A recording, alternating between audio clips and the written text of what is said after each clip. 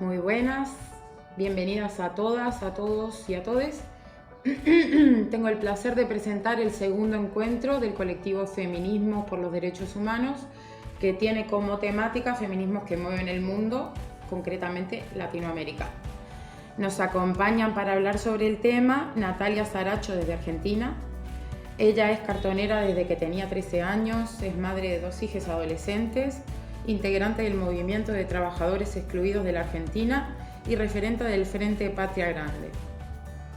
Forma parte de la comisión directiva de la cooperativa de reciclado más grande de América Latina, Amanecer de los Cartoneros, y trabaja en Villa Fiorito como promotora de salud. También nos acompaña desde Chile Karina Oliva. Ella es política, politóloga y columnista, licenciada en Ciencias Políticas y Relaciones Internacionales en la Universidad Academia de Humanismo Cristiano, activista feminista y mamá de Emilia, candidata a gobernadora de la región metropolitana por los comunes.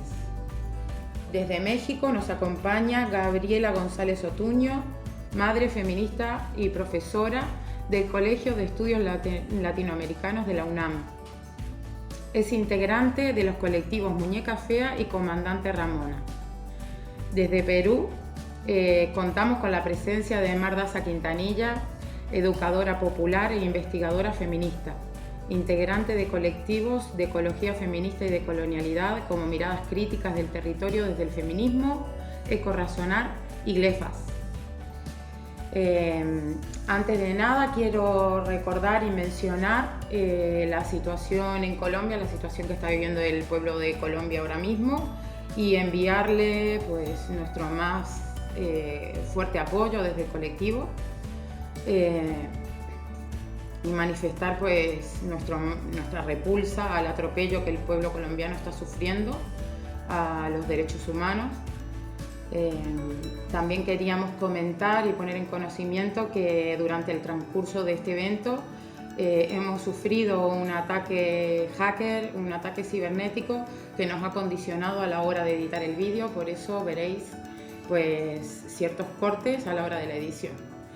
Dicho esto, pues pasamos con la información del evento y las ponentes. Muchas gracias.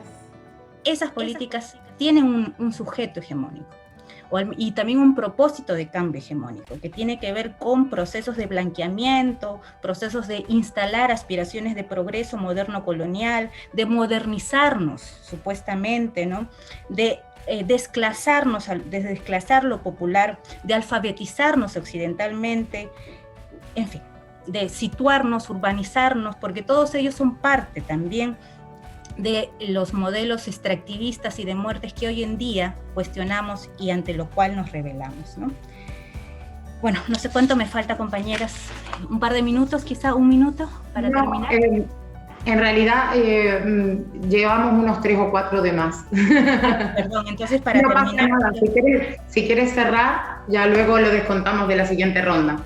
Sí, por favor, gracias. Disculpen también por la demora.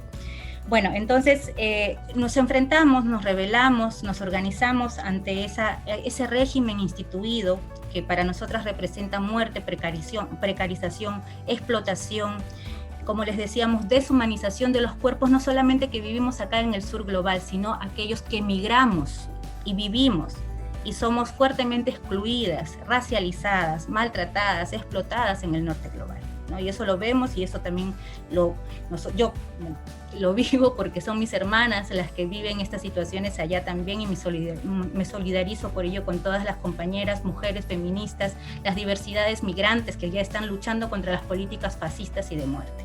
El modelo neoliberal es profundamente patriarcal porque reproduce la lógica de explotación, de exclusión y de desigualdad.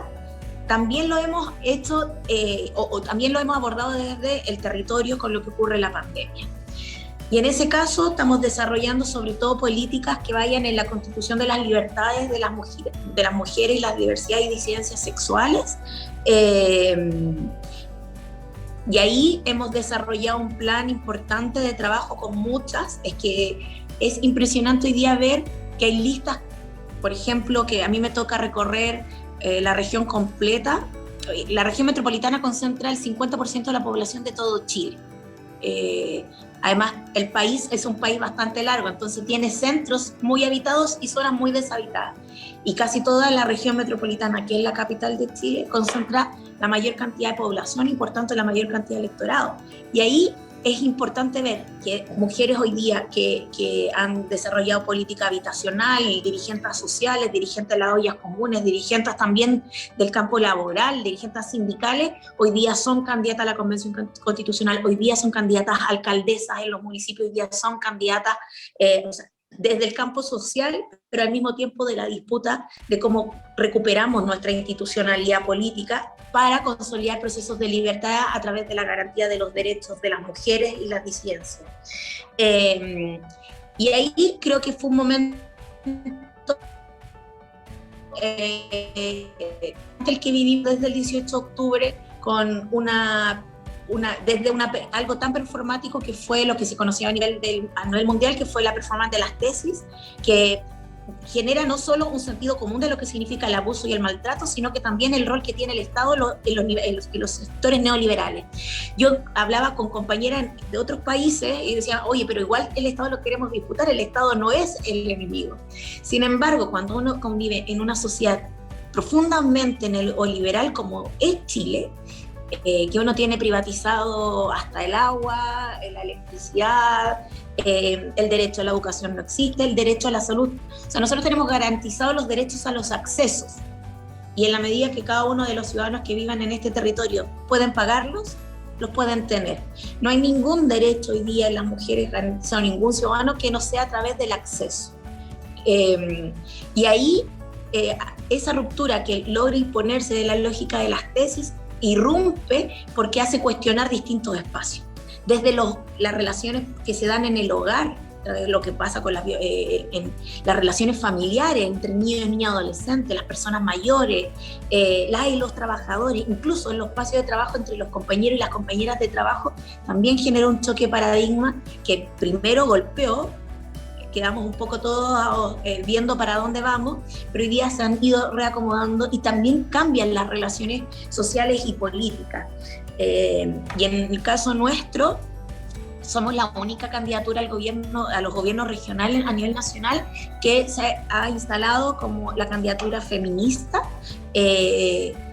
trabajando con distintos segmentos y sectores de la población, me refiero tanto rurales, porque la región metropolitana igual tiene zona rural, sectores muy urbanos, sectores sindicalizados, sectores de trabajadores y trabajadoras del Estado, trabajadoras de las economías populares, que son las ferias libres en Chile, que son las trabajadoras precarizadas porque quedaron sin empleo, con las que están batallando por la garantía de sus derechos laborales, y hoy día estamos dando, sobre todo muchas mujeres, la pelea por el trabajo no remunerado, por los trabajos de los cuidados, que además en pandemia se han agudizado, y el reconocimiento que esto es un trabajo, la renta universal. Entonces, hay hoy día, si hay algo que tiene hoy día positivo el feminismo en nuestro país, que a pesar de todos los niveles de agresiones y violencia que hemos vivido, hoy día es un momento de disputa y de cuestionamiento al establishment. Y eso creo que nos ha permitido generar un piso mínimo de cuáles son las condiciones que vamos a construir y que estamos construyendo para este nuevo Chile, esta una nueva constitución, sobre todo que en nuestro país todas las constituciones se han hecho desde las aristocracias, la oligarquía mejor dicho, y los militares. Siempre la han construido no más de 15 personas, aprobadas todos en dictaduras militares que ha vivido el país, la que vivimos actualmente en la constitución de Pinochet, y es por primera vez que va a ser la gente, el pueblo chileno, el que va a definir quiénes la van a escribir y si esa constitución va a seguir o no a través de un plebiscito de salida, y ahí estamos generando todos los mecanismos de participación. Y si hay algo que está en la discusión tanto local, barrial, es cómo todo tiene que estar compenetrado o impregnado de una perspectiva feminista. Si bien tenemos que avanzar más, que va a ser siempre cabalgando con nuestras propias contradicciones, sobre todo desde las perspectivas de clase, de las interseccionalidades que hay, es un paso importante el que hemos dado no nos da para estar satisfechos, sino que solo nos da un pie y un aliciente para decir, aquí con esto hemos partido y todo esto nos queda y no podemos detenernos para seguir avanzando. Y ahí también importa la articulación que tenemos que hacer a nivel latinoamericano con los procesos que vivimos para definitivamente frenar el avance neoliberal, que hoy día yo siento muy profundo, en términos personales, en análisis, que el neoliberalismo requiere de estas crisis, porque los ricos se hacen más ricos y los pobres más pobres. En Chile, Sebastián Piñera, el actual presidente, que niega las rentas básicas universales, es una de las personas que más enriqueció su patrimonio en esta crisis. Mientras todos empobrecimos y mucha gente en Chile ha pasado hambre, los ricos, como Sebastián Piñera, es parte de la lista Forbes a nivel mundial de aquellos que más lograron enriquecerse. Y eso además tiene una perspectiva en que han sido las mujeres las más precarizadas, las primeras en perder el trabajo, las primeras en también pasar hambre y las primeras también de levantar la colaboración colectiva y un desarrollo mucho más comunitario. Y esa disputa hoy día la hemos logrado plasmar a nivel local, de que aquí Piñera, por ejemplo, es el rostro de la sociedad más neoliberal, pero al mismo tiempo la más patriarcal que vive en nuestro país.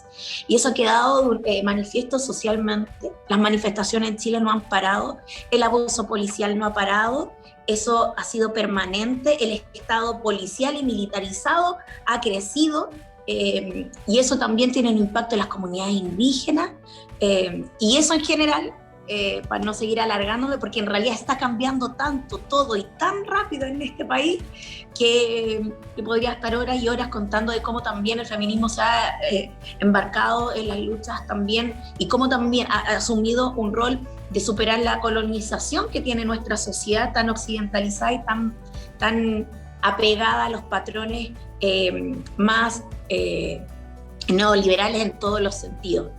Cómo las libertades solo se miran en función de quién tiene los recursos y no la garantía de los derechos de las personas. Y también, si no me equivoco, saludar a las compañeras argentinas, si hoy no me equivoco, es el natalicio de Evita Perón. Así que un saludo para todas las Evitas de América Latina. Muchas gracias. Muchas gracias a ti, Karina. Bueno, pues con todas estas dificultades que hemos tenido, pues nos estamos alargando un poquito en el tiempo, así que vamos a tener que ser lo más concretas que podamos a partir de ahora. Le voy a dar paso a Natalia para que nos cuente. No sé si antes preguntar, Mar, ¿tú querías terminar tu idea que se te quedó ahí cortada o le damos paso a la siguiente compañera? Sí, demos paso a la compañera, ya cuando toque el siguiente bloque comparto brevemente. Gracias, Karina.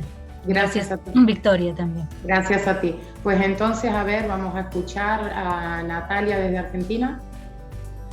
Bueno, primero que nada agradecerle por invitarme y poder ser parte de este panel con compañeras tan valiosas. Sí, como decía la compañera, hoy es un día especial para nosotras y las que venimos también militando el feminismo popular, lo que representa Evita y lo que nos enseñó y lo que, nada, va a pasar generaciones y vamos a seguir llevando su bandera como lucha, ¿no? Y representando todo lo que ella construyó, ¿no? Creo que, nada, primero quiero presentarme porque capaz que, nada, no conocen de dónde vengo y qué hago. Yo milito en Fiorito. Vengo de la rama cartonera, que es una organización que salió de la crisis del 2001, que por necesidad tuvimos que salir a la calle. Primero fue por una decisión política de un gobierno neoliberal que nos dejó a muchos y a muchas sin poder decidir y sin un futuro, ¿no? En ese sentido tuvimos que salir a la calle en busca de qué meter adentro de la olla. Yo siempre lo cuento porque quiero como dejar de dónde respondo, ¿no? O de dónde cuento lo que viví, que no milito de una experiencia de organización más del feminismo, sino más de una mirada territorial, de donde me tocó por un proceso de vida también. Bueno, me organicé en lo que fue la primera organización, la primera cooperativa de cartoneros y cartoneras, muy chica, que fue por necesidad y después porque entendíamos que nada, como decía Evita, ¿no? Donde hay una necesidad nace un derecho y nosotros peleamos por un derecho para que se reconozca nuestro laburo y poder organizarnos para tener mejores condiciones. Creo que eso fue lo que nos ordenó para adelante. Hoy, bueno, estamos dentro de un movimiento. Vengo desde ahí y en este camino también fui conociendo compañeras muy valiosas que también empezaron a dar la discusión, militantes que venían al barrio a discutir con nosotras, ¿no? En instancias, no sé, de la mateada, de charlas. Y eso fue lo que también fue clave, ¿no? La militancia de clase media, de estudiantil en los barrios populares. Creo que hoy es muy necesario.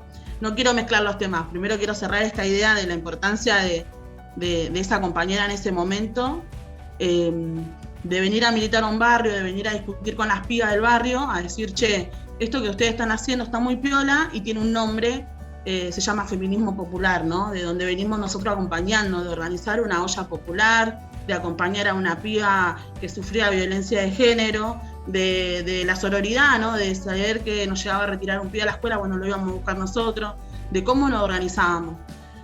Y fue como, nada, costó un montón, porque vos cuando tenés una necesidad de no saber qué le vas a dar de comer a tu pibe, eso no te deja pensar en poder planificarte, en poder pensar colectivamente o poder pensar también que lo que vos venís haciendo, hay un montón de pibas que vienen laburando esa agenda, ¿no? Yo creo que pasó eso, y hasta hoy se discute en el feminismo, en el barrio, las compañeras del barrio discuten eso, ¿no? Que hay un feminismo que no representa, ¿no? Es como, fue mucho también, y pasó acá en Argentina cuando se discutió la ley del aborto. Bueno, nosotras como militantes populares del barrio también fue una experiencia que fue muy difícil, porque tuvimos que también empezar a comprometernos, discutir, aprender. Creo que es un proceso que venimos aprendiendo y que nos venimos sintiendo parte, también dando discusiones. Esa compañera me invitó al encuentro de mujeres, que es el Encuentro Nacional de Mujeres y Disidencias, que se viene haciendo hace más de 30 años y se viene haciendo en experiencia en provincia y viene recorriendo todo el país, que son miles y miles de mujeres, compañeras que participan de talleres, de distintas actividades. Y eso fue re importante para mí, porque ahí yo me empecé a repensar un montón de cosas, como primero que somos las más pobres de las pobres, que son las compañeras que no pueden acceder a un trabajo, o son las que están muy mal pagas, o no son las mismas oportunidades, quiénes son jefas de hogares, ¿no? Y eso lo vemos en el barrio, pero no teníamos como una mirada de por qué, ¿no? ¿Por qué un sistema capitalista nos deja fuera primero a nosotras, ¿no? O somos las más golpeadas de ese sistema. Y cuando empecé a militar, me di cuenta primero en ese sentido más general de la desigualdad, de por qué pasaba ese proceso, y después también el rol fundamental que tenía el colectivo feminista que venía construyendo hace mucho tiempo y venía proponiendo, ¿no?, también ser parte de esto, como una participación de los sectores populares, de que las compañeras de los barrios empiecen a participar. Fue muy difícil, pero a la vez creo que nos despertó también en la primera movilización del Ni Una Menos, que fue en el 2015, donde en Argentina fue muy, no sé cómo expresarlo, pero fue muy importante, porque ahí nosotros como le empezamos a dar nombre a las cosas que pasaban realmente, como todas las violencias, ¿no? Violencia económica, violencia institucional, violencia de todos los sentidos. Y ahí fue cuando se empezó a discutir como más fuerte también el rol del feminismo y la agenda del feminismo. Yo creo que hoy es importante decir que en esta situación que estamos viviendo en todo el país, digo, en el mundo del COVID, la emergencia sanitaria y económica tiene que ver con eso. Hoy dejó expuesta que vivimos en una Latinoamérica muy pobre, o una de las más pobres somos las que vivimos en los países de Latinoamérica, y que nosotros tenemos que pensar un feminismo también discutiendo la pobreza, porque no podemos pensar en un feminismo que nos represente si hay pibas que no tienen tierra, techo y trabajo, que nuestra agenda de la economía popular, pensando que las pibas tienen que organizarse y que tienen que acompañar y se tienen que sentir representadas cuando no tienen una casa, cuando no tienen un trabajo, cuando tienen hijos y no saben qué darle de comer, cuando no pueden planificar. Y yo creo que el peronismo trae eso, de poder planificar, de poder pensarnos a largo plazo con una mirada también colectiva, ¿no? Esto que decía la compañera recién, ¿no? Nosotras somos las que nos organizamos y salimos en cada retroceso que tenemos. y creo que lo mostró, y cuando lo hacemos, a nuestras primeras dirigentes, o las que van encabezando eso, pasan estas situaciones de persecución. Lo vivimos con Cristina acá, en el gobierno de macrismo fue muy difícil, fue un gobierno que no hizo retroceder, que nos empobreció, la política que llevó adelante va a tener consecuencias para nuestras generaciones, y pibes como yo, y pibas como yo, que tuvieron que dejar la escuela y salir a laburar sin la posibilidad de poder elegir qué quería hacer. Bueno, eso fue como lo que puedo contar de mi experiencia militante territorial, que creo que también nosotros como el colectivo feminista reivindicamos, la organización que vienen teniendo hace mucho tiempo acá en Argentina. Hoy nosotros tenemos un ministerio de mujeres y disidencia, donde estamos muy contentas porque lo militamos y lo ganamos todas, pero también entendemos que faltan muchas cosas todavía. Necesitamos que las políticas feministas lleguen a los barrios, necesitamos que esas políticas lleguen realmente, ¿no? Si una piba no tiene garantizado mínimamente independencia económica, ¿cómo va a hacer para irse al lado del violento? Si no puede planificarse, si no tiene una vivienda, ¿cómo va a hacer? Y creo que pasa mucho en el barrio eso, ¿no? Nosotros tenemos todos los días pibas que acompañamos y que nos cuesta un montón entender que es importante que en los lugares de decisión, en los lugares de gestión, estén compañeras que entiendan la problemática, que entiendan realmente cuáles son las urgencias para poder resolver esto, porque hay pibas que no pueden esperar, ¿no? Por eso también pensamos en una reforma en la justicia, también como una reforma judicial feminista, para que también el proceso judicial sea mucho más rápido y más eficaz. Digo, esas problemáticas tienen que ver también con una mirada colectiva y que nosotros podemos plantear también de nuestro lugar en ese sentido, ¿no? No me quiero hacer, espero que se haya atendido y no haya mezclado todas las ideas, pero me pasa de que hablo muy rápido todo, así que, bueno. Muchas gracias, Natalia, se te ha entendido perfectamente. Y sí, es que además es que está todo interconectado, entonces es muy difícil separar las cosas para decirlas. Bueno, le vamos a dar paso a Gabriela desde México, que es la última que nos queda por presentarse, hacernos un pequeño resumen de ella, de su trayectoria y de lo que está pasando en su territorio. Le voy a dejar paso. Bienvenida, Gabriela. Hola, buenas tardes desde México. Qué bueno que sigamos aquí a pesar de los ataques, de la violencia misógina en los espacios virtuales, ¿no? Yo comencé trabajo con mujeres de una colectiva que se llama Flor de Mazagua hace varios años ya. Yo iba en un programa que se llama INEA, que es de educación básica para adultos, y terminé aprendiendo más de ellas, de lo que yo era capaz de enseñarlas, ¿no? Organización colectiva. Ellas además venían de una situación particular, habían dejado a sus esposos literalmente por violencia de género, ¿no? Entonces son parte de una generación de migrantes mazahuas del Estado de México a la Ciudad de México para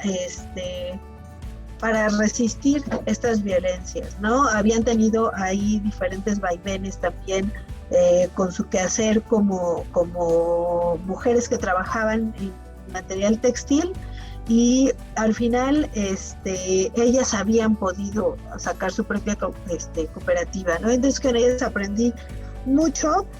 Además, bueno, yo crecí en un barrio al oriente de la Ciudad de México, en donde todavía vivo, entonces yo me reconozco mucho cuando escucho a Nati, o hace rato que también escuchábamos a Mar hablando del feminismo urbano popular, ¿no? Y bueno, ya cuando de plano me metí al feminismo fue cuando nació mi hija, porque el entorno en México no es nada sencillo. La violencia machista está incrustada en la cultura muy profundamente. Entonces, de inicio la maternidad fue una ruptura para mí en la vida, porque ahí muchas veces las maternidades rompen ciertas comunidades, pero van generando otras. Entonces a mí me pasó que fui muy arropada por ciertas compañeras, mientras otros compañeros militantes, etcétera, que su discurso marxista de izquierda no alcanzaba para comprender los procesos de maternidad y acompañamiento que esto implica, ¿no? Entonces, bueno, yo creo que ahí fue cuando la conciencia feminista hizo más clic en mi andar. Y bueno, participo en dos colectivos. Uno que es el Muñeca Fea, en donde trabajamos con mujeres y sobre todo con infantes, niños y niñas que habitan la Ciudad de México, pero cuyas familias son originarias de algún pueblo. En nuestro caso trabajamos con pueblos ñañús u otomís, como se les conoce usualmente. Y en el colectivo Comandante Ramona, pues somos un grupo de compañeras que estamos conversando y pensando alrededor de muchos de los problemas que se nos presentan, pero en donde también nuestros recursos son limitados, ¿no? Por las condiciones mismas de la vida, pero también hemos tratado de hacer frente a diferentes cuestiones que se nos colocan enfrente. Entonces tenemos compañeras trabajando en albergues de migrantes, ayudamos a colectas, ayudamos para ver qué se necesita tanto en los predios en donde habita la población indígena, como en esta otra cuestión de los migrantes, profesores, profesoras, etcétera. Y una de las cosas que a mí me interesa es que las que estamos colaborando en esas acciones que parecen menores para muchos de los compañeros activistas, en realidad tienen que ver con labores de cuidado. Son labores de cuidado y labores de reproducción de la vida, ¿no? En donde para muchos actores políticos estas cosas son sin importancia casi, ¿no? O son como no sé, cuestiones asistenciales, cuando no. A mí me parece que mucho de las posiciones, además desde el zapatismo en México, tienen que ver con este cuidado comunitario inmediato, ¿no? Con lo que le permite a la persona tener una vida posible, ¿no? Entonces, bueno, ahí hay otro troll en el chat, pero bueno, por ahí ha ido. Por otro lado, bueno, está mi ejercicio de participación en estos colectivos, está mi ejercicio como una madre feminista, forma una niña y a un niño. Entonces, para mí son cuestiones políticas, ¿no? Porque justamente está ahí la posibilidad de formar subjetividades distintas, de abrir conversaciones a cosas que a lo mejor a mi generación no le tocó, y también participo de la academia, ¿no? En donde es ahí otro espacio con mis alumnos, mis alumnas, en donde siempre surgen conversaciones en torno a lo que implican tanto las masculinidades como los movimientos feministas. Una de las cosas que reflexionamos mucho también es la formación política del espacio, ¿no? Yo doy clases en el Colegio de Estudios Latinoamericanos, entonces siempre estamos observando el quehacer de mujeres del sur. Entonces, siendo hackeados en este momento, todos serán hackeados, les estoy hackeando, profesora, come paloma, le voy a hackear la cuenta bancaria, vieja culia, vieja paloma. Feminista, antirracista, antipatriarcal y decolonial, ¿no? A mí me parece que hay que repensar estas estructuras que jerarquizan algunos espacios geográficos, estas estructuras que jerarquizan algunas mujeres por sobre otras. Entonces, bueno, eso es como para hablar desde la experiencia propia. Y en el caso de México, el movimiento feminista ha ido creciendo mucho en los últimos años, sobre todo porque muchas jóvenes están incorporándose, ¿no? Entonces, ahí también hay algunos retos a superar, como los debates que se dan, que creo que también están muy presentes en todas las, en todos los países donde estamos acá convocadas. Y bueno, tenemos ahí algunos debates muy duros, como el racismo, quienes se identifican como feministas decoloniales, por ejemplo, o feministas a secas, o feministas radicales frente a las compañeras, por ejemplo, las afromexicanas o algunas compañeras afro de otros países que están en México, que prefieren identificarse como antirracistas, antipatriarcales. También tenemos las cuestiones de acceso a la justicia entre el escrache y el punitivismo. Y bueno, la cuestión de la transexclusión y los feminismos transincluyentes, que ha causado ahí mucho ruido. Sin embargo, a pesar de todos estos debates internos y estos a veces quiebres en algunas posturas, en México están matando a entre 7 y 9 mujeres, depende de la fuente a la que acudamos, al día, ¿no? Entonces la cuestión del feminicidio es una cuestión de suma importancia, de vital importancia, tal cual, para las movilizaciones, ¿no? Eso ha hecho que salgamos a las calles. Hemos tenido casos muy paradigmáticos y muy duros.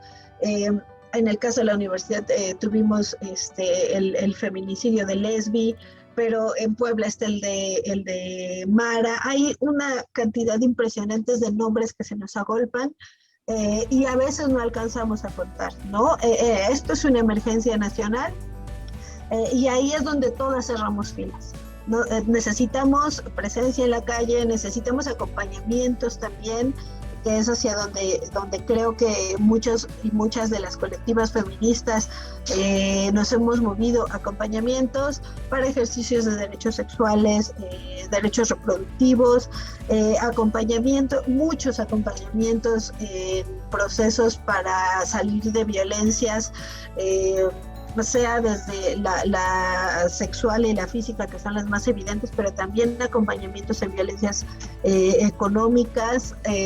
Se están conformando muchos grupos de feministas también para acompañar violencias sexuales, violencias virtuales o violencias sexuales virtuales.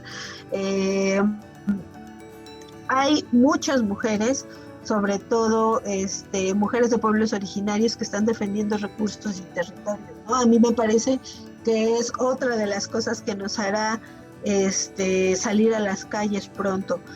Y bueno, una de las cosas que me parece también importante es pensar en cómo volver nuestros sitios habitables, ¿no? En el caso de quienes nos movemos en entornos urbanos, cómo conformar ciudades posibles para las mujeres, ¿no? Porque igual la cotidianidad de violencia en las calles en México también puede llegar a ser bastante densa y bastante dura. Y bueno, en general este es como el gran contexto. Si quieren, ahí ya podemos ir conversando en cosas más específicas, pero creo que en México es como el gran contexto. Gracias. Muchísimas gracias, Gabriela. Vale, pues ahora vamos a hacer otra ronda. Ya no contamos con Karina, que se ha tenido que ir. Pero voy a hacer la siguiente pregunta, ya a ver si podemos hacerlo bastante concreto, por esto de que se nos han ido un poquito los tiempos de las manos. Pero quería preguntar cuál es en este momento actual para cada una de vosotras la reivindicación más importante. Y ya para cerrar, que nos recomendéis algún libro, peli, serie. Si quieres empezar tú misma, Gaby.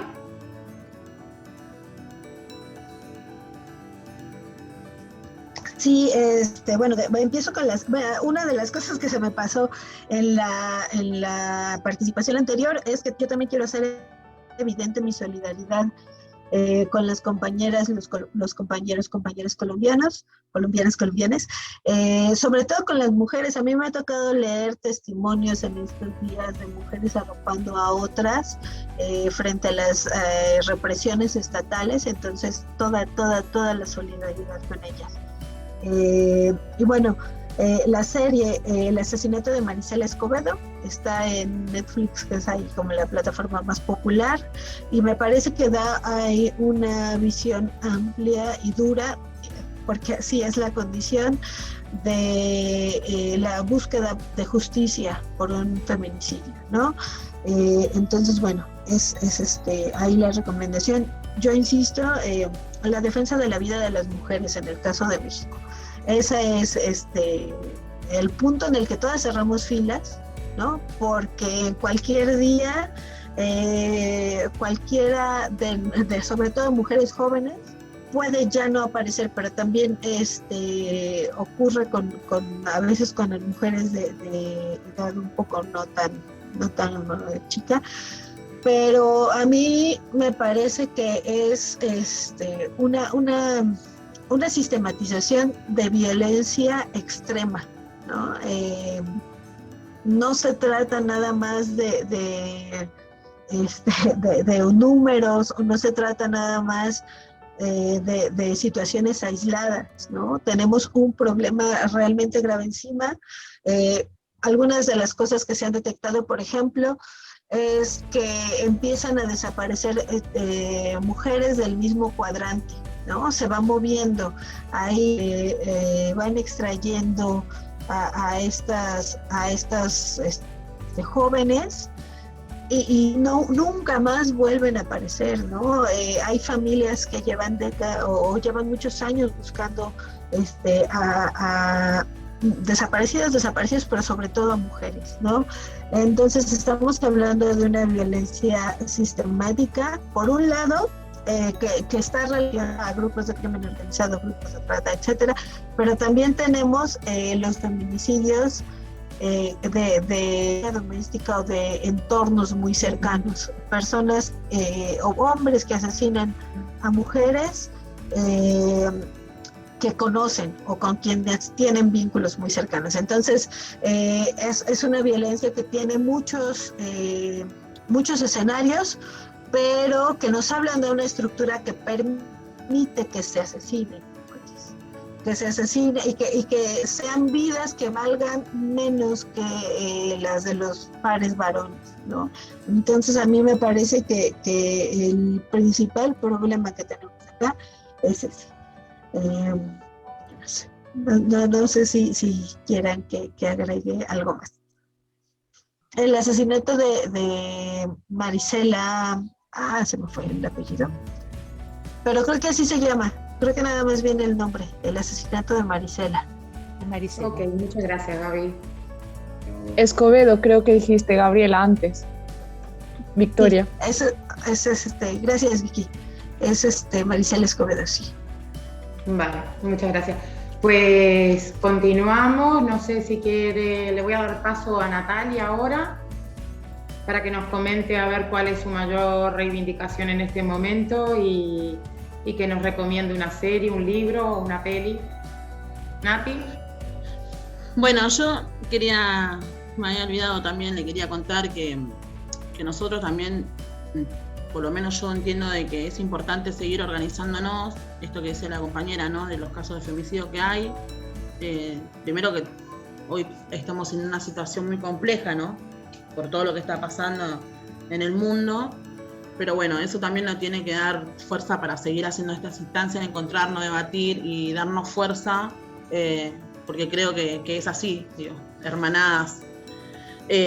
Nosotras venimos laburando lo que es el Plan de Desarrollo Humano Integral con nuestro espacio político del Frente Patria Grande, que todas las demandas de los sectores sociales hizo una propuesta política, lo transformó en una propuesta política, no, para poder transformar, que consiste primero que se hizo en el 2015-2016 un relevamiento de barrios populares, que se relevaron más de 4.400 barrios populares acá en Argentina, y se trabajó con distintas organizaciones, Cáritas, como distintos organismos, para relevar los barrios, que era importante para esto, para justamente saber la situación de los barrios. Ese porcentaje también sirvió porque las compañeras que trabajaban en el Observatorio de Mujeres y Disidencias pudieron desmenuzarlo a esos datos y también poner en agenda la problemática, ¿no?, de cómo golpeaba también la pobreza, principalmente a las mujeres, en los barrios.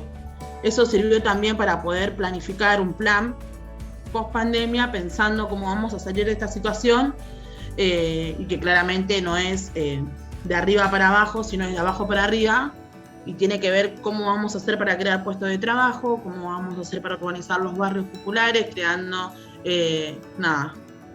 condiciones dignas de vivir, ¿no? Generando una vivienda propia, garantizando que la gente tenga agua, que tenga cloaca, que tenga luz, los servicios básicos, creando nuevos lotes con servicios, pensando también en cómo descentralizamos la ciudad, que esto la pandemia lo que mostró es cómo vivimos asignados también, ¿no?, los sectores populares. Y esa agenda creo que tiene que ver, la cuento porque creo que tiene que ver con el feminismo, y creo que el feminismo tiene que tomar esa agenda. La agenda de tierra, techo, trabajo, la agenda del plan de desarrollo humano integral, porque claramente si el feminismo no toma esa agenda, nosotros, o entiendo que no nos vamos a sentir representadas, digo, nosotros necesitamos que el feminismo sea transversal, que tome todas las agendas, que no es una más urgente que la otra, sino que tiene que ser transversal, ¿no?, con una agenda ambiental también, porque los problemas ambientales también lo sufrimos primero las mujeres y las mujeres de los barrios, ¿no? Tenemos las fábricas en el conurbano, tenemos los basurales a cielo abierto en el conurbano, tenemos los riachuelos que contaminan, tenemos todas esas problemáticas que nos golpean de frente y principalmente a nosotras. Y creo que tiene que ver con una propuesta también de que el feminismo tome esas agendas para que realmente construyamos un feminismo desde abajo y que nos sentamos todas representadas. Así que nada, yo quería compartir eso, creo que es una apuesta, o nosotras venimos como a traer esa voz, y nada, yo estoy muy orgullosa de poder aprender y caminar en conjunto con compañeras muy valiosas que todos los días nos enseñan de la organización, la importancia de organizarnos y construir en conjunto. Y el libro que le quería recomendar es el libro de la economía popular, que explica ahí el proceso de organización de los movimientos sociales de Argentina, que está nuestro compañero Juan ahí con otros dirigentes, que cuenta todo el proceso de la organización popular. ¿Podés repetir el título, Nati, del libro? Economía popular se llama. De Juan de Grabois, ¿no? Muchas gracias, Natalia. Pues nos queda solamente por intervenir Mar, que nos cuente un poquito cuál es la reivindicación ahora más potente, y que nos sugiera un libro, un texto, o una serie, una peli. Mar, te doy paso. Gracias Victoria. Y qué buen aguante, compañeras, al ataque misógino virtual.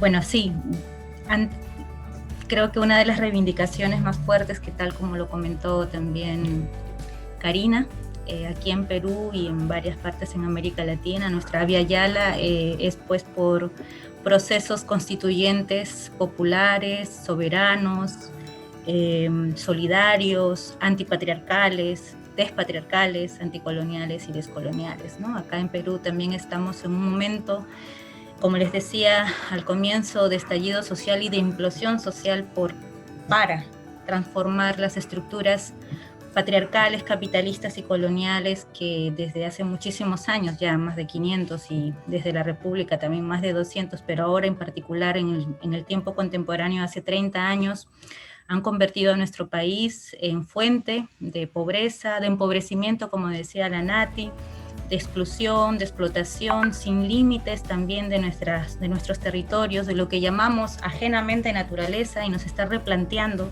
a nosotras, las mujeres del campo, de la ciudad, de aquellos espacios desde donde nos llamamos también feministas populares, comunitarias y anticoloniales, replanteárnoslo todo, ¿no?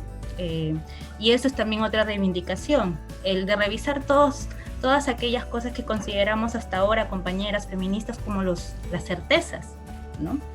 y también cuestionar y poner en duda esos grandes palabras que orientaron nuestras formas de hacer política y acción transformadora, ¿no? Incluso, por ejemplo, ustedes que se llaman feministas por los derechos humanos. Los derechos humanos, ¿qué son? ¿Cómo sirven? ¿Sirven ahora para esos procesos de transformación emancipatoria? El modelo de desarrollo, los proyectos de desarrollo, las apuestas de desarrollo, ¿es el desarrollo, ese desarrollo colonial, neoliberal, extractivista que queremos hoy en nuestros pueblos, en nuestros territorios, en las luchas de mujeres y feministas emprender? Y bueno, hasta el mismo género, ¿no? Es ese género, ese concepto político, esa herramienta que se ha usado hoy en día, ya no solo desde las luchas feministas, sobre todo, y es lo que cuestionamos, desde los aparatos institucionales del Estado y desde las instituciones transnacionales para seguir oprimiéndonos, explotándonos, dividiéndonos, excluyéndonos como mujeres.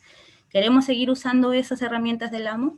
Si no, ¿qué hacemos y cómo lo cambiamos? Y ahí solo también sugerir, además de una película, seguir con estos diálogos, con estos entramados de luchas desde el sur global y del norte global, porque si no cambiamos todo, compañeras, no cambiamos todo, pues. Entonces tenemos que cambiarlo desde todas las partes del mundo.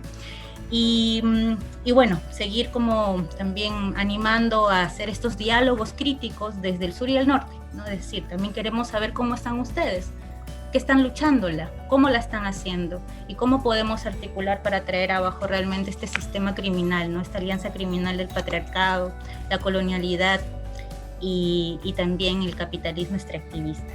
Finalmente sí tengo un libro y una sugerencia, además del libro, compañeras, además de la lucha articulada que hay que hacer. El libro se llama Tejiendo de otro modo, feminismo, epistemología y apuestas descoloniales en Abya Yala. Ahí lo voy a escribir luego. Repito, Tejiendo de otro modo, feminismo, epistemología y apuestas descoloniales en Abya Yala. Lo impulsa una de las compañeras de mi colectivo Glefas, Yuderki Espinosa, desde el 2014. Y la sugerencia además es de consumir, producir, reproducir medios alternativos feministas para estar al tanto de las luchas y las noticias que se dan en nuestros territorios. Y bueno, seguir generando estos espacios que además de solidaridad también es de construcción de otras formas de conocimiento para nuestras luchas. Y muchas gracias de nuevo. Muchas gracias, Mar. Muchas gracias a todas. De verdad ha sido un encuentro, a pesar de los inconvenientes, muy iluminador, muy gustoso. La verdad es que da mucho gusto también conectarnos, sentirnos cerca. Y bueno, además de daros las gracias y de sentirme encantada y privilegiada de estar aquí escuchando, también quiero a las personas que nos están viendo o que nos han intentado seguir hoy, comentaros que nos pueden seguir a través de nuestras cuentas de Instagram, Twitter, Feminismo XDDHH, o que nos pueden escribir al correo feminismosxddhh@gmail.com, o seguirnos o escribirnos, contactar con nosotras a través del Facebook Feminismo por los Derechos Humanos. De todas maneras, creo que hay una compañera que ha estado por el chat pasando los enlaces, y muchas gracias de nuevo a todas las compañeras. Esperamos que nos volvamos a ver pronto, que pronto tendremos otro encuentro, y valorar muchísimo todo el trabajo, todo lo que estáis haciendo, que estéis aquí con nosotras, que también hayáis tenido paciencia, porque también habéis tenido paciencia a este ataque misógino, violento, cibernético. Y nada. Creo que Carmen tiene un par de preguntitas, Vicky, ¿eh? No sé si entran, a ver si es posible. Yo, como he visto que vamos pasadísimas de tiempo, no iba a abrir pero las preguntas, pero dale, si las quiere escribir por aquí. A ver, ella está por ahí, si es posible un minutito por lo menos, ¿no? ¿Qué te parece? Sí. Vale, bueno, hay una pregunta que es directa para nuestra compañera Gabriela, que es respecto a la expedición del movimiento zapatista hacia Europa, que partieron recientemente. ¿qué nos puede contar del movimiento zapatista y cómo ve ese encuentro que va a haber con el mundo europeo occidental? ¿Cómo deberíamos de plantear nosotras las preguntas? ¿Cómo deberíamos aprovechar esa oportunidad de que lleguen aquí? Bueno, yo creo que el zapatismo es primero es un punto de quiebre para todo movimiento sociopolítico en México, ¿no? Porque además es como un golpe de realidad frente a lo que estaba pasando oficialmente, que era un tratado de libre comercio entre México y Estados Unidos, el echar a andar todas las políticas neoliberales. Y el zapatismo sí implica ahí un hito, me parece, en las formas sobre todo de organización de las resistencias al capitalismo, ¿no? Justo ahí lo que decía Mar, respecto a hay que tirar este sistema patriarcal capitalista.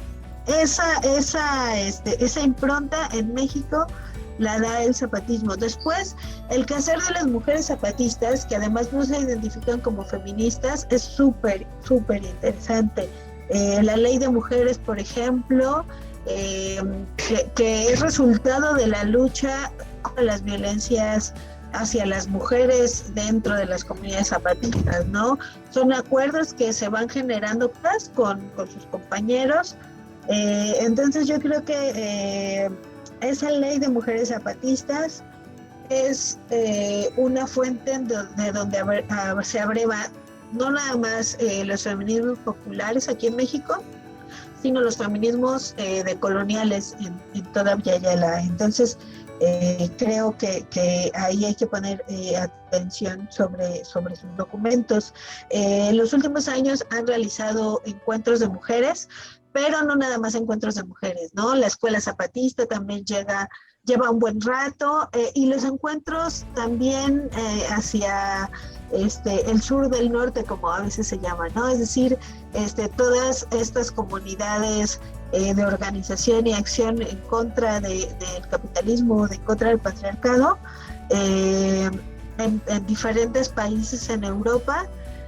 Creo que siempre han estado abiertos y el zapatismo ha sido muy hábil en hacer estos puentes. Lo que están haciendo ahorita con el barco me parece fabuloso, ¿no? Fabuloso como metáfora y como estrategia. En medio además de una pandemia en donde estas comunicaciones parecen cortadas o en donde parece que nos han arrebatado la posibilidad de diálogo en los espacios públicos, bueno, siempre tendremos la vastedad o la posibilidad del mar. ¿Cómo prepararse para recibir el discurso? Híjole, esa es una pregunta complicada, pero en realidad creo que como con todo acercamiento, incluyendo estos, es estar nada más abierta a la escucha, ¿no? Abiertos a la escucha, abiertos al diálogo, y aprender de esas experiencias que a mí me parece que son súper valiosas desde el punto de vista de, por ejemplo, renunciar a esta idea de la gran revolución que un día derrocará al sistema para empezar a tejer. Una de las grandes enseñanzas del zapatismo es el empezar a tejer a partir de nuestros propios territorios, a partir de nuestras cotidianidades, de nuestros cuerpos, y eso no nada más está mejorando la vida de los caracoles a las comunidades zapatistas. Esto también va dejando una enseñanza y una impronta que vamos recogiendo desde los espacios más áridos, como son las grandes ciudades de nuestro continente y del mundo, ¿no? Entonces, también entender cómo estas enseñanzas son de larga data, es decir, ellos llevan mucho tiempo construyendo sus comunidades a la par, que van construyendo estos puntos de diálogo con otras comunidades que no son ni menores ni pequeñas, porque se está construyendo un tejido que se va haciendo cada vez más fuerte, ¿no? Y me parece que en ese sentido es la única posibilidad capacidad que tenemos de construir contrahegemonías desde abajo, como dicen ellos y ellas. Pues muchísimas gracias, Gabriela. Ahora me gustaría dedicar la siguiente pregunta a Natalia. ¿Cómo fue la resistencia, cómo fue la organización en estos momentos de pandemia? ¿Cómo se vieron afectadas, ¿no? Desde la colectivización feminista o la colectivización de feminista popular, ¿cómo se vio afectada? ¿O cómo pudisteis seguir manteniendo la red? ¿Qué estrategias seguisteis? Bueno, la verdad que fue muy difícil porque nosotros venimos de la primera pandemia que fue el macrismo, que dejó mucha pobreza, y cuando se fue con una emergencia alimentaria. Entonces venimos desde ahí, lo pudimos sacar votando y militando a Cristina y Alberto, con una esperanza de que se vuelva a normalizar todo. Llegó la pandemia, hoy estamos como está el mundo, ¿no? En una emergencia sanitaria, que igual nosotros reivindicamos todo el proceso que se viene haciendo y todo lo que se viene haciendo con la campaña de vacunación que viene teniendo como prioridad la vida. Yo no me quiero imaginar qué hubiese pasado con el macrismo, no me lo quiero ni imaginar, digo, ¿no? Nosotros pudimos hoy volver a tener un Ministerio de Salud, que eso fue muy importante, ¿no? Pero la verdad, y la situación de los barrios otra, digo, cuesta un montón, ya costaba en sí articular el Estado o las cosas que venían haciendo bien con las compañeras de los barrios, de poder acceder a tener, no sé, mínimamente la atención de salud o la educación o lo que sea. En las barriadas se venía muy golpeado ya con el proceso del macrismo esos 4 años, pero nosotros reivindicamos que tuvimos, no sé, una mirada de entender que era importante la unidad. Y lo leyó también la política en sí, ¿no? De decir, che, tenemos que unirnos para poder sacar el neoliberalismo de acá, y ese proceso fue mucho más corto que en otros lugares. Pero específicamente en el barrio, nosotros hoy con la pandemia nos seguimos organizando, nos seguimos encontrando, porque como decía la compañera, ¿no? Somos las primeras que salimos a poner el pecho frente a una crisis, y eso lo vemos en las barriadas, en los comedores comunitarios. Tuvimos pérdida de compañeras referentas de los barrios muy importantes que dejaron su vida literalmente, ¿no? Organizando una olla popular, porque entendía que había gente que la estaba pasando peor, porque entendía que era importante sostener estos espacios de cuidado, garantizando comida en los barrios cuando se puso todo muy feo, que tuvimos que estar en la fase de encierro. Hoy con la segunda ola lo volvemos a ver, ¿no? Este proceso de volver a quedarnos en casa, en las barriadas, que es muy difícil, donde te tenés que quedar en tu casa con el violento adentro, cuando los casos de abuso son, el porcentaje más grande es de familiares, ¿no? Ultrafamiliares. Es muy difícil eso. Entonces, nosotros cómo lo discutimos también? Yo creo que es primero diciendo lo que pasa, que hoy tenemos un ministerio, pero que necesitamos que se tomen políticas urgentes para nuestro sector, ¿no? Entendiendo el problema que tenemos hoy. Y después también que se reconozca el laburo de las tareas de cuidado, no solamente con la palabra, sino económicamente, que se reconozca, para que eso también nos genere también una independencia económica a las compañeras, que puedan salir del círculo violento, ¿no? Como se dice.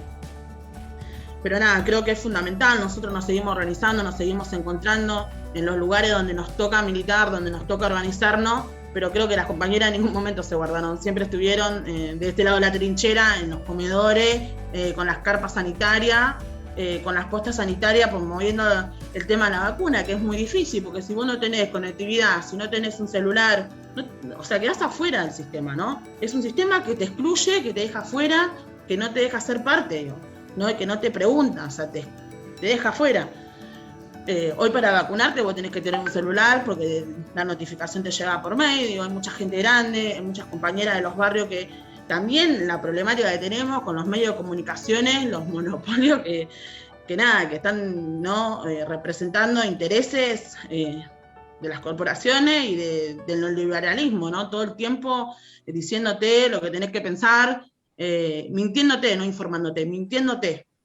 eso también son consecuencias que se viven en el barrio y que después pasan. Por eso creo que es importante la organización popular y la representación, ¿no? Nosotros necesitamos compañeras en lugares de poder, en lugares de decisiones, en listas, necesitamos compañeras que tomen la posta, porque para transformar esto realmente necesitamos políticas que lleguen donde tienen que llegar y políticas feministas. Así que creo que es re importante eso.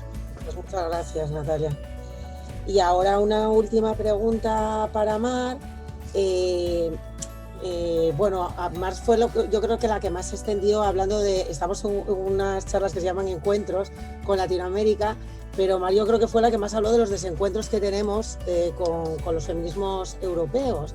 Me gustaría que puntualizara en qué hilo ve que sí que podemos seguir trabajando o que une más, que nos une más. Aparte de esa crítica que tenemos siempre, ¿qué es lo que motiva para que sigamos alimentando el feminismo a todos los niveles? Superando la clase, superando... Bueno, ya sé que la escucha es la que nos toca a las que vivimos en esta parte del planeta, pero ¿qué clave creía que es la que sí que nos suena? ¿Cuál es el pegamento que tenemos que seguir reforzando? Gracias por la pregunta, Carmen.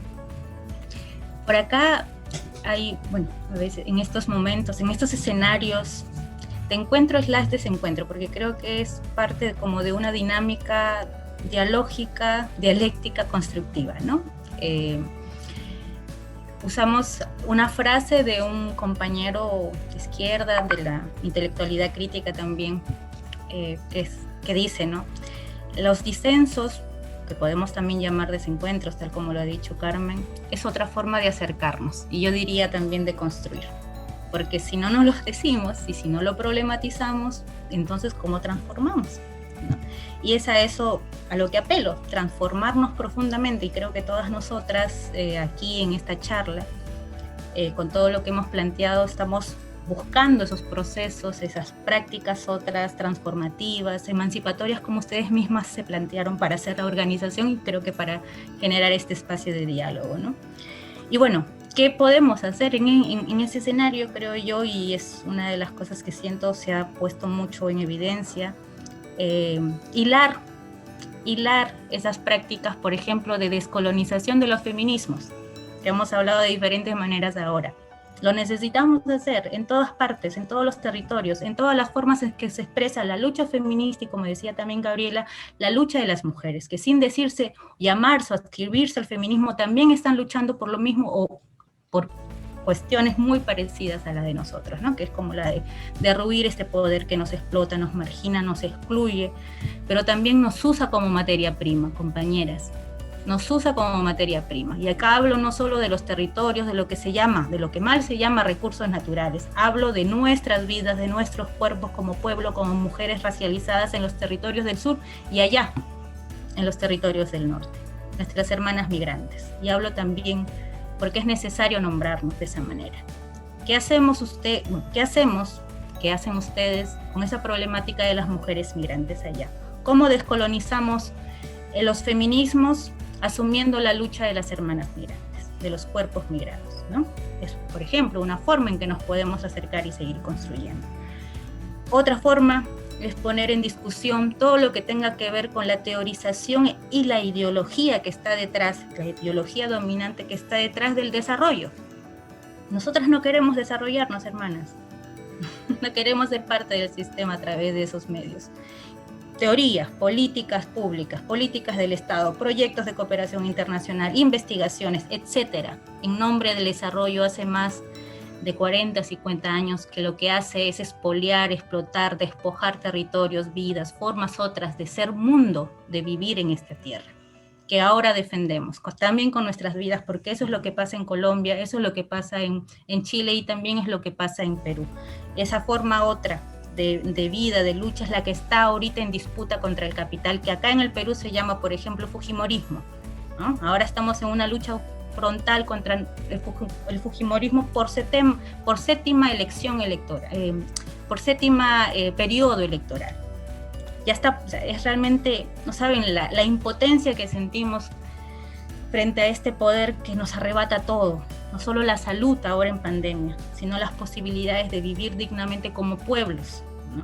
Entonces, lo que hacemos, bueno, otra forma de encuentro es eso, luchar, como les decía hace un rato, ¿no? De manera global, en todas las escalas, global, local, sumando desde estos procesos de descolonización de los feminismos, prácticas, otras formas de interpretación teórico-político, otras herramientas también para hacer desde el Estado, si es que consideramos el Estado también un espacio de disputa contra ese poder, políticas públicas que tengan una visión descolonizadora, despatriarcalizadora realmente, y que apueste por la soberanía de nuestros pueblos y de nuestros territorios. Por ahí también la podemos luchar, ustedes desde allá, nosotras desde acá, y por eso se van nuestros hermanos y hermanas zapatistas allá, para dialogar en esos términos, hermanas, porque como decía hace un rato, si no cambiamos todo, pues no cambiamos todo, y ahí nos necesitamos todas, desde todos lados, considerando, sin embargo, el rol que cumplimos en esta sociedad tan desigual e injusta, ¿no? Considerando el rol y la justicia histórica. Haciendo esto, feminismos populares, como decía la Nati, feminismos comunitarios anticoloniales con memoria histórica y con profundo sentido de responsabilidad por la justicia para todas, en todas partes del mundo. Gracias. Bueno, Mar, emociona y sí, tenemos mucho trabajo. Muchísimas gracias. Si ya Victoria despide, que ella era la moderadora, o si queréis aportar alguna cosina más así muy rápida, estamos en el momento que después de tanta interrupción os lo merecéis. Dejo un segundo por si alguna queréis agregar algo más, alguna de las invitadas. Quiero dar las gracias también a todo el equipo de trabajo que yo tengo. Yo solo quiero...